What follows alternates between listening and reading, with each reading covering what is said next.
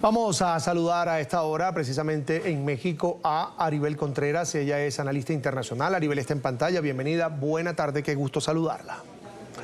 El gusto siempre es mío, Carlos Eduardo y Elena. Un gusto saludarlos. Bienvenida como siempre. Va a ser la primera vez que en México una mujer, hoy presidente, Claudia Sheinbaum, alce la bandera mexicana y llame a ese grito de independencia de México. Realmente ella, en su ejercicio como presidente, está dejando un antes y un después en la política mexicana. ¿Cómo lo ve Aribel Contreras?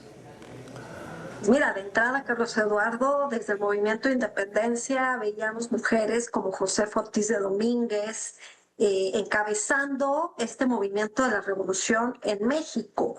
El hecho de que por primera vez haya una mujer encabezando el Poder Ejecutivo en México es histórico, sí, pero al final me parece que sería mucho más histórico el que ella pudiera pasar a la historia, disminuyendo el nivel de feminicidios que se viven actualmente, la vulnerabilidad de que las niñas, adolescentes y mujeres todavía se enfrentan a los niveles de violencia históricos en este mandato de ella. Creo que eso sería mucho más relevante a que apostemos a que mañana una mujer, por fin, en más de 200 años, va a dar el grito de independencia.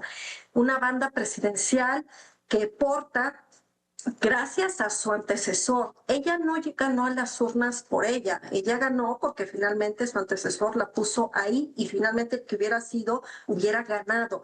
Entonces, en México se abren otro tipo de conversaciones más en el plano social, aunque la narrativa desde Palacio Nacional sea querer vendernos de que al llegar ella al poder llegamos todas. Esto es una mentira, esto es una narrativa vendida a millones de mexicanos, donde el grito de independencia realmente se da, pero con una coyuntura muy particular. El grito de mujeres que exigen y claman que los niveles de violencia desaparezcan porque se vive todavía una escalada terrible de lo que son los feminicidios en ciertos estados de la República y la violencia que está viviendo, pues aqueja a todos los hogares, así como la merma económica. Eso, sin duda, sería mucho más importante y más histórico y contundente que el simple hecho de verla a ella portar la banda presidencial y estar viendo un desfile a cabo por parte de las Fuerzas Armadas de México.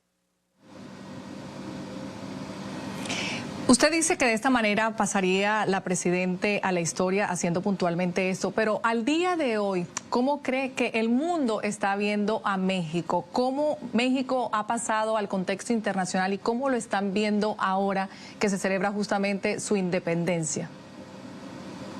Pues mira, hay muchísimas miradas. Una de ellas es que se ha construido con falacia el creer que México lleva una extraordinaria relación con el presidente Trump y que desde el Palacio Nacional se ha abordado muy bien, no la banda presidencial, sino la diplomacia con nuestro vecino del norte. Y esto es mentira. O sea, al final Trump nos ha amenazado porque no se ha hecho lo que se ha tenido que hacer para disminuir el crimen organizado, la migración. Hay cifras maquilladas.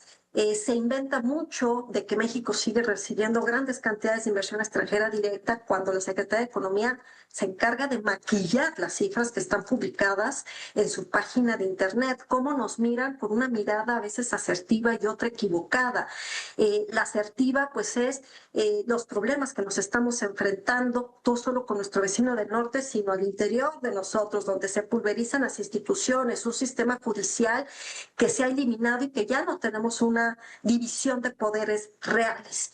Sin embargo, esto también estamos viendo cómo desde el exterior el gobierno de México, no toda la población, sino el gobierno, totalmente alineado a presidentes, dictadores que han llegado a sus gobiernos haciendo fraude electoral.